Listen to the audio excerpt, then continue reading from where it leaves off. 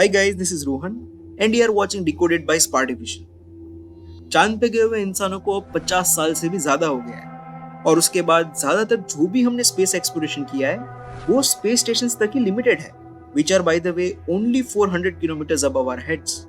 पर चलो, अच्छी बात यह है कि हम आने वाले 10 सालों में वापस चांद पर पहुंच जाएंगे और ये सब पॉसिबल होगा with international collaborations like the recent M1 moon mission by iSpace, which is a private space company based in Japan.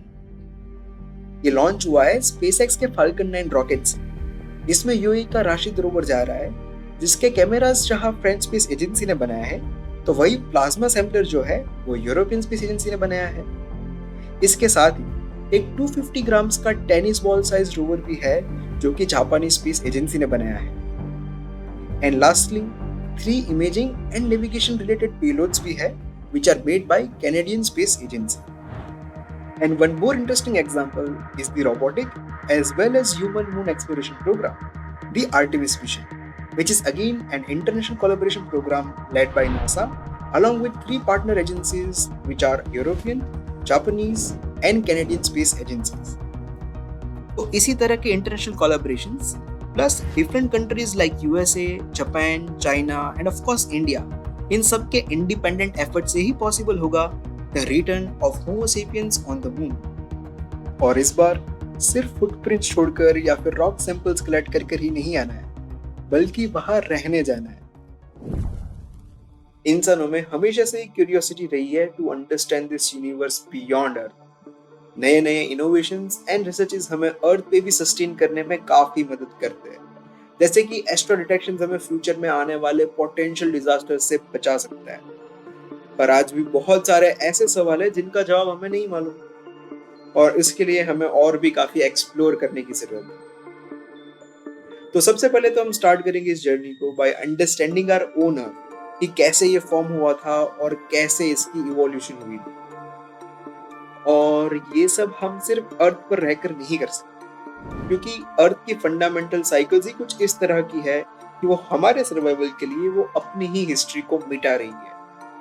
इसलिए हमको कोई एक ऐसा सोर्स चाहिए जो कि अर्थ जितना ही पुराना हो और सेम कंडीशंस में बना और साथ ही सोलर सिस्टम्स की वो सारी एक्टिविटीज को भी रिकॉर्ड किया।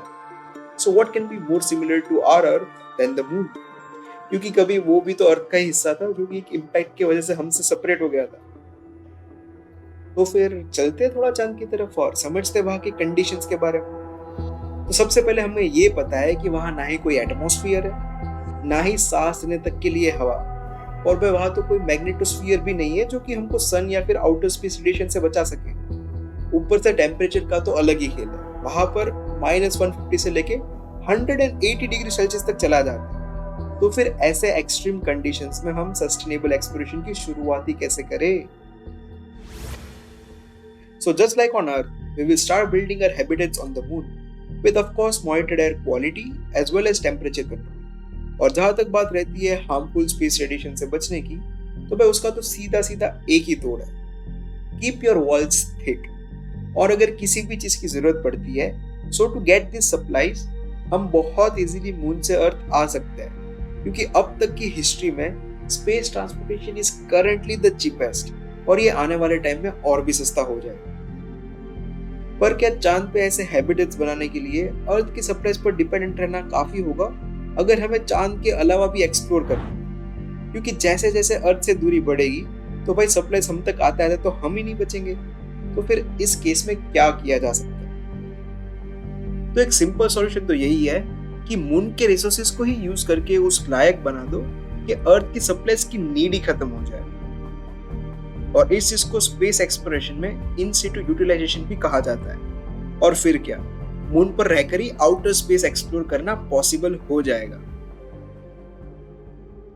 चांद पर तकरीबन 5 से 10 मीटर का डस्ट रहता है जिसको हम रिकॉलिथ कहते हैं। तो बस हमें यही सोचना है कि कैसे इस रिकॉलिथ की मदद से हम ये थिक वॉल्स बना सकते हैं। ये कोई रॉकेट साइंस नहीं बल्कि material science, which is actually tougher by the way, but don't worry, we will easily find a way and we'll be able to implement it. और मजे की बात तो ये है कि there have been some great breakthroughs in material science using AI and graph neural networks in particular. So for example, हम lunar रिकॉलिथ के chemical bonds and atomic properties के इंटरकनेक्शंस को ग्राफ की मदद से अच्छे से एनालाइज कर सकते हैं। फिर हम रोड्स और लैंडिंग पैड जैसी चीजें भी बना सकते हैं with the help of 3D printers. और साथ ही state of the art AI models को भी हम यूज कर सकते हैं in order to predict stable and efficient structures for our habitats. और एक बात तो आप मेरी लिख के लेना, AI and 3D printing industry is going to rule for at least an upcoming decade।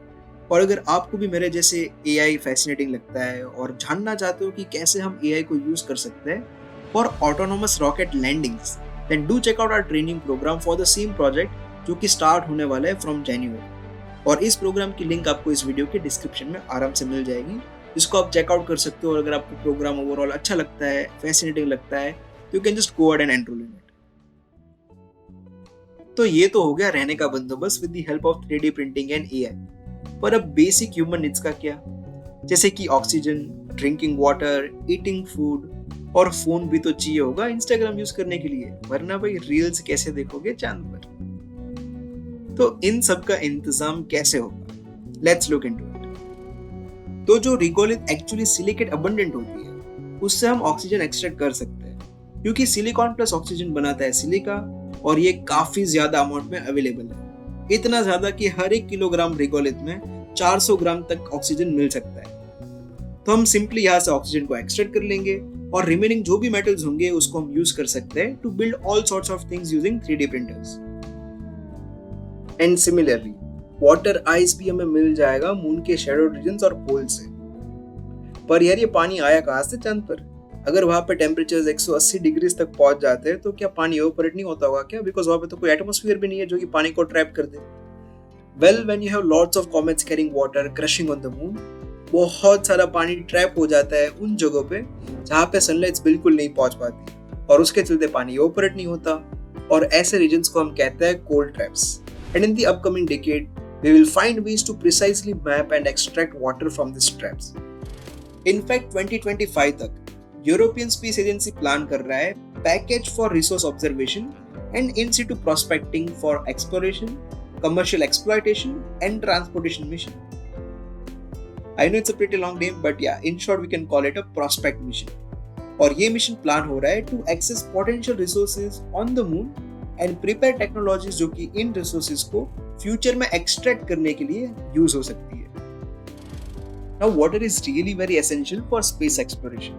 सिर्फ एस्ट्रोनॉट्स को रिफ्रेश या फिर हाइड्रेटेड रखने के लिए नहीं, बल्कि रॉकेट फ्यूल के लिए भी। तो पानी बनता है हाइड्रोजन और ऑक्सीजन के मिक्सचर से, जिसको हम स्प्लिट कर सकते हैं इलेक्ट्रोलिसिस से, जो हमको दे देगा लिक्विड हाइड्रोजन एंड ऑक्सीजन। फिर इसी फ्यूल को हम आउटर स्पेस में जाने के लिए या फिर अर्थ पर वापस आने के लिए यूज कर सकते हैं।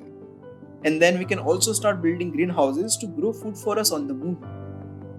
और इन सारी बातों में आपने शायद एक चीज नोटिस की होगी कि इन प्रोसेसेस में कहीं पर भी कार्बन यूज ही नहीं हो रहा है। So all these processes on the moon are actually almost carbon free. और यही टेक्नोलॉजी को हम अर्थ पे भी इम्प्लीमेंट कर सकते हैं, because resource extraction represents actually 50% of carbon footprint on the earth. जैसे जैसे हम कंफर्टेबल होते जाएंगे स्पेस के रिसोर्सेज को यूज करने में, हम काफी और सही चीजें प्रोड्यूस कर सकते हैं, जैसे कि बिल्डिंग सोलर पावर स्टेशंस जो कि free and clean energy beam करेगी बैक ऑन अर्थ। और ये स्ट्रक्चर इतना लार्ज होगा कि it would be really very hard to launch rockets over and over from the earth. और ये तभी मुमकिन हो सकता है जब हम स्पेस के रिसोर्सेज को अच्छे से यूटिलाइज करना सीख जाए, क्योंकि जब हम बहुत दूर चले जाएंगे it would be really very hard to see the earth and the moon. Thank you so much for watching till now. I'll see you in the next one.